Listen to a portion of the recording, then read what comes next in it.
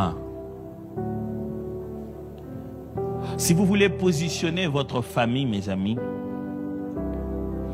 il faut apprendre à bâtir un hôtel. Comment on bâtit un hôtel? Donner, faire un don, un sacrifice financier, c'est quelque part dans la liste. Je ne vais pas toucher cet aspect-là. La première manière dont on bâtit un hôtel pour sa famille, c'est d'être soi-même un sanctuaire pour Dieu.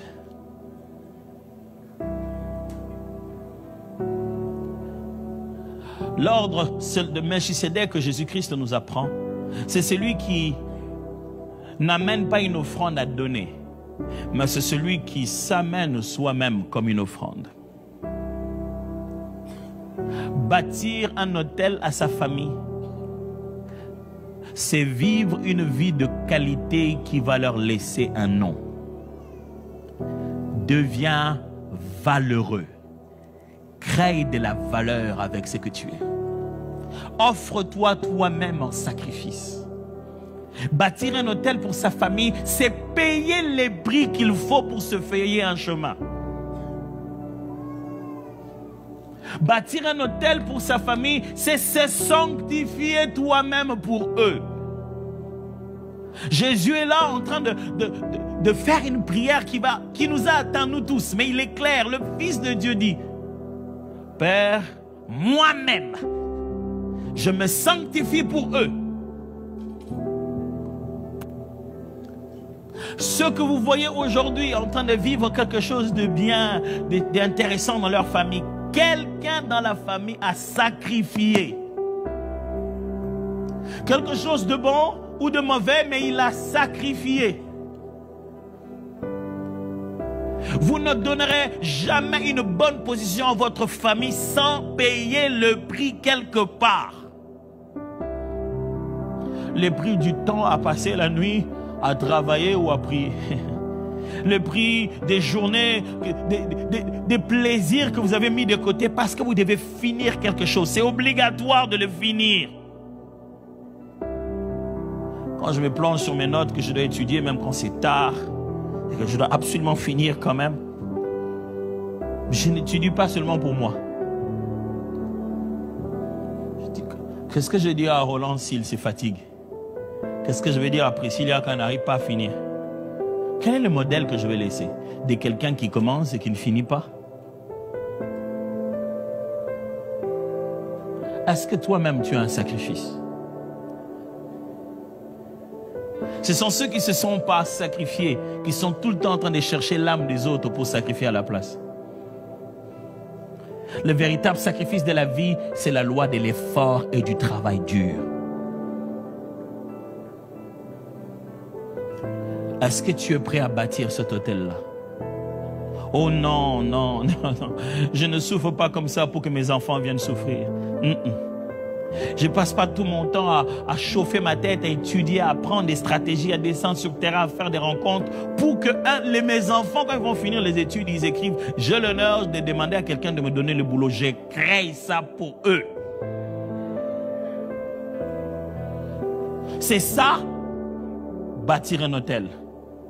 Je veux bâtir un hôtel qui porte mon nom. Chaque fois, le feu de Dieu descendra là-bas. Je ne veux pas faire de mes enfants des sacrificateurs d'un autre hôtel. Je bâtis un hôtel chez moi.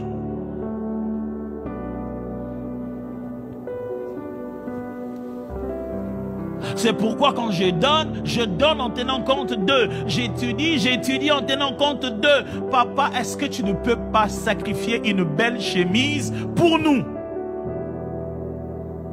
Des enfants qui sont chassés à l'école, mais vous regardez la garde-robe de leur maman, c'est 4 fois leur Minerval. Elle a acheté ça comme ça. Elle n'arrive pas. Quand elle voit une belle chose, elle doit cliquer.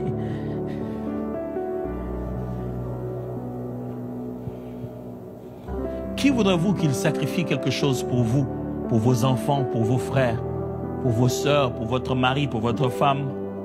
C'est à vous de bâtir cet hôtel. L'hôtel, c'est le lieu où vous amenez vos sacrifices. Vous amenez vos sacrifices de prière. Ne vous mettez pas à prier pour eux que quand ils ont un problème, ils sont à l'hôpital. On s'est dit, mais vraiment priez pour nous, vraiment pasteur, notre fille, vraiment priez pour nous, pasteur. Non, priez pour elle quand elle est encore bébé. Priez pour elle quand elle n'est pas encore consciente de ce qui va arriver demain. Priez pour son mari pendant qu'elle n'y pense même pas.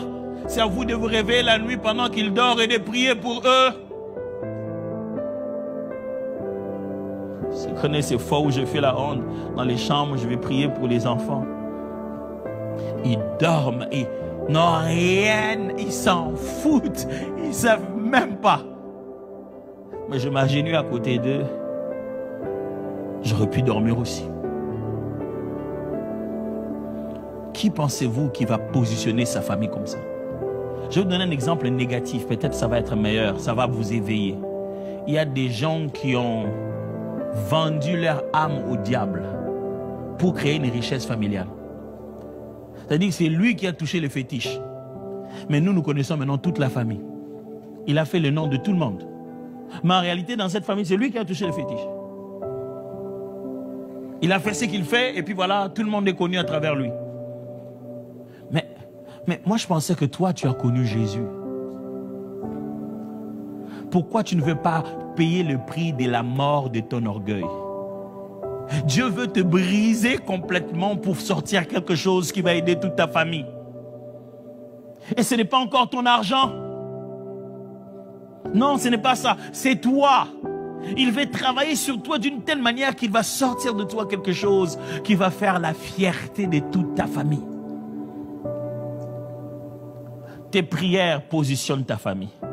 Tes jeûnes positionnent ta famille. Ta quête à la transformation personnelle, ça positionne déjà ta famille. La famille, on ne la positionne pas là dehors. On la positionne spirituellement, mes amis. Spirituellement. Et il n'y a personne qui va pouvoir tenir cette responsabilité de positionner spirituellement ta famille si ce n'est pas toi.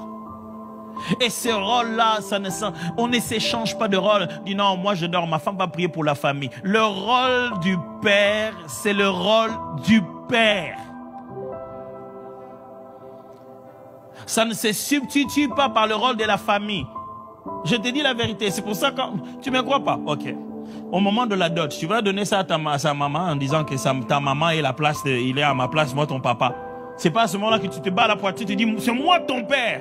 Si tu peux te battre la poitrine comme ça devant le diable quand il a des projets pour détruire son avenir, avant même qu'elle ne soit consciente, lève-toi, va dire Satan, il faut passer par moi d'abord. C'est comme ça qu'on positionne une famille. Maintenant, d'autres personnes l'ont su, l'ont fait très tôt. Quand les gens vont à l'école, chacun est déjà spirituellement positionné. Vous pensez que vous étudiez juste ensemble. Lui, il a déjà quelque chose d'autre, un avantage. Est-ce que vous pouvez donner de l'avantage à vos frères et sœurs? Pouvez-vous donner de l'avantage aux membres de votre famille? Cette semaine, mon fils va jouer son premier match. Il aime tellement le foot et ça me fait peur. Parce que la dernière fois, on lui a demandé « Qu'est-ce que tu aimes faire ?»